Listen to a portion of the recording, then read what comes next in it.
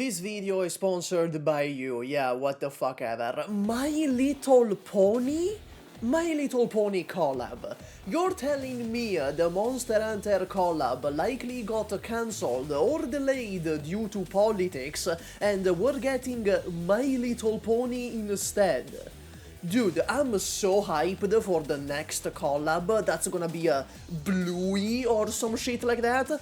Swear to god, Arknights is the only game on this fucking earth that can have a whole segment announcing IS-7 as an analog horror creepypasta collect my pages Mandela catalog looking ass thing, and then turn around in the same stream and be like, oh yeah, by the way, My Little Pony collab. You're laughing. We're getting a My Little Pony collab and you're laughing. Anyway, closure, Kal'tsit Alter and Via. Let me immediately put everything on the table. This banner is nowhere near what you've gotten used to with Year 7 celebration banners. Kal'tsit Alter, Silverash Alter, and Wang are all some of the best banners this game has ever seen. Meanwhile, Year 8 with Closure and Cal 2 seems to be taking a step back when it comes to power levels. Closure is a tactician vanguard. She can summon the combat center at the tactical point. This summon is a reinforcement for her archetype trait. Units deployed in the range of her combat center are also considered reinforcements. And keep in mind, she deals 50% more damage to enemies blocked by reinforcements. Talent 2 is unique to her. She allows you to go into negative DP. Think of this like the credit card from Balatro. If an operator is 10 DP cost and you have 5 DP, you can go down to minus 5 DP and deploy them anyway. Right now, we don't know by how much exactly she allows you to get yourself into debt, but it will be a useful effect depending on the amount. Skill 1 immediately gives every reinforcement a shield gains DP, and each time this unit uses a skill, she gains plus 1 DP up to a certain limit. Skill 2 is where we start seeing some sauce. The command center range becomes a 3x3, she gains DP immediately and over the skill duration. Increased attack can attack enemies blocked by all reinforcements, and increases the defense and block count of said reinforcements. Then, operators deployed in the range of the command center will also immediately refund a certain percentage of their DP cost. Skill 3 makes DP over the duration, changes the command center range to a cross, reduces her attack interval, and she can target enemies in her own and all reinforcements ranges, akin to Sakiko's range extension. This deals physical damage and inflicts sluggishness. After certain attacks, she can target one more enemy up to a limit. Sluggishness is an effect that reduces movement speed, attack speed, cast speed, and increases cooldowns for certain abilities. Basically slows down everything the enemy does. Finally, despite leaving a little icon on the enemy, it doesn't seem to be an actual marking effect akin to Lemwen. When they leave the effective range, it gets removed. You will notice now that I broke down her kit, there's not really that much going on. She makes DP, she has a debuff that basically slows time for the enemy, she deals damage, she treats other operators as reinforcements but doesn't do much with it. Let's say she's no Silverash Alter and no Ines either. I am not saying she's bad, she seems like a perfectly good and above average unit, but she does lack that special pizzazz that every Year 7 6-star had before her. And lacks the pizzazz that Muelsyse also has, apparently, because if you go in game and test this shit out manually, Muelsyse just performs better in both stages shown on stream. Even this could be a case of Hypergriff fucking up the showcase like with Haruka, but Still, it appears that Muelsyse just has better crowd control and gets operators out on the field sooner. Ultimately, the thing with Closure is that she does have cool gimmicks and high ceiling mechanics for you to sink your teeth into in her kit, but she doesn't really do anything with them. You can get wild and wacky with skill tree's range extension, but what do you get out of it? You get above average damage and the sluggishness effect. Sure, you get to deploy operators effectively for 5 DP cheaper, but meanwhile, Silverash Alter, Ines, and apparently Muelsyse already cleared the fucking stage. She's definitely not a bad pickup, but compared to the utterly fucking insane vanguards in this game, I wouldn't call her a must roll. Kal'tsit Esperanto is part of the new medic class that Cam is also part of, where they can take off. As a reminder, the take-off effect makes the operator untargetable and generally invincible against all ground enemies, even if they have ranged attacks. So, of course, Cal 2 takes off permanently and passively through Talent 1. Essentially, this unit is invulnerable to the vast majority of enemies all the time. It's Wishadle's camo, but even better. Not just that, Talent 1 also buffs a bunch of her stats, including block count and block range, which is an entirely new effect that allows operators to fucking block enemies telepathically. Talent 2 just makes operators in her range gain shield and restore HP. Talent 1, on the face of it, may sound like a completely brain-dead effect, and that's because it is, but you have to ask what is she doing with that invincibility, because if you gave this effect to someone like Helagur, he would still be ass. Skill 1 just increases her overall HPS and increases the block range of other operators that took off. As of now, it's just a contrail upscale. Skill 2 is most definitely what you will use the most. She expands her range, increases attack, and starts attacking enemies. This will deal AoE true damage, slow the enemies, and heal nearby allies. Think Folinic, but good.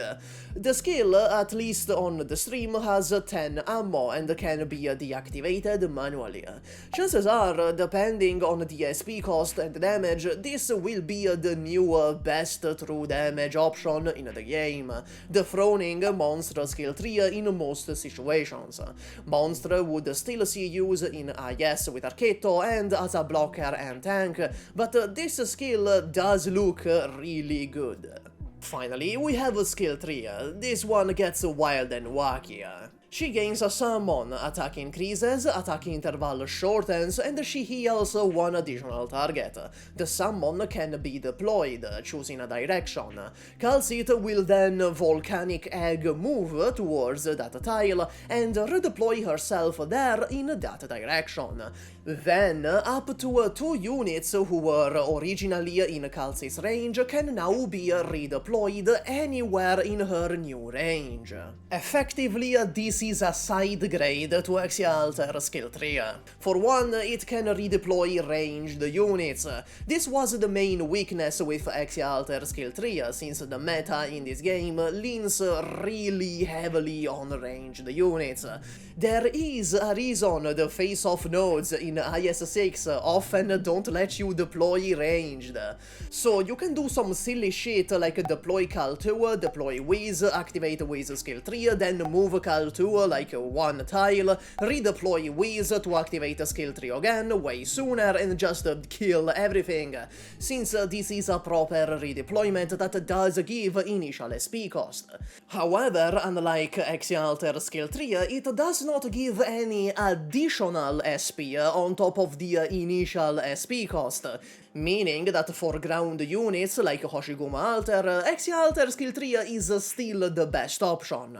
Or Or you can do some really turbo wacky shit by using them together. For example, you can deploy Hoshiguma, then redeploy Hoshiguma with Alter skill 3, then redeploy Alter and Hoshiguma with Cal 2 skill 3, then redeploy Hoshiguma again with Alter skill 3. In short, skill 2 is the generic damage skill you'd use most often, and skill 3 is the big brain, niche, gimmicky skill. Due to the nature of true damage, I don't expect her to be more generally used than actual physical or arts DPS units. Certainly, she won't be a better DPS option than Wang, but she does have her role in the game. Again, another really good unit, but that perhaps I wouldn't call a must role? Question mark? Because for Cal 2, I could very much be wrong depending on her exact numbers. Again, I want to emphasize, Cal 2 looks really good, but she's no Wang, she's no Alter, and she's no Silverash Alter. I've had people tell me that Cal 2 and Alter are not comparable, and I don't understand why, because their skill trees are fundamentally the same fucking thing, but Alter is just superior for melee units. Cal 2 is inherently good because she can redeploy ranged units, and the entire meta of this fucking game is ranged units. I've had someone tell me that, oh, it's kind of map dependent, you need the ranged tiles. No, nasty exists. Just put down a fucking nasty tile, whatever the fuck you want. Everything is a nasty upscale. Everything, every new unit is a fucking nasty upscale. Finally, we have V. I will keep it brief. He is the welfare, so that's already one foot in the grave, and he is a mystic caster, so that is an Olympic dive into the grave. Hypergriff is allergic to making a mystic caster that just only attacks when fully charged, and Via is no exception. He can condensate his charges into these red super charges, and this increases his attack. When not possessing any super charge, his attack speed increases instead. He causes enemies to take arts damage DOT for a few seconds, and he does not target enemies under this effect. This is his filter. Every mystic caster has one to ensure they don't mindlessly splooge out their charges, and this is probably the best one yet. It's almost making it so he only attacks at full charges, but not quite. Skill 1 is just the shit Mystic Caster Universal Skill 1. Skill 2 is just a damage skill that increases his attack and attack speed progressively. Paired with Talent 2, this means he can charge more and more before firing. And finally, Skill 3 is also just a damage skill. His hits will bounce between enemies, which will make his Talent 2 filter more reliable, as it won't be wasted on the other enemies in his range. This skill has ammo, and it ends when ammo is consumed, which is superior to something like Ebenholz skill 3, whose charges can get wasted by virtue of not being used while skill is active. Look, all I'm gonna say about this dude is that they showcased him against Jesselton. Given he did one-shot Jesselton phase 2, but it's Jesselton. But honestly, who the fuck knows, really? Maybe he will have the most insane fucking module in the universe, and that will save his kit for being as awfully mediocre as it is. Who knows? After Haruka, I don't wanna call anyone in these videos outright bad, but oh my god, man. He's the Ebenholz power creep. The bar is a trip hazard in hell, but there's that. And that's all. Max out your Gummy. Bye.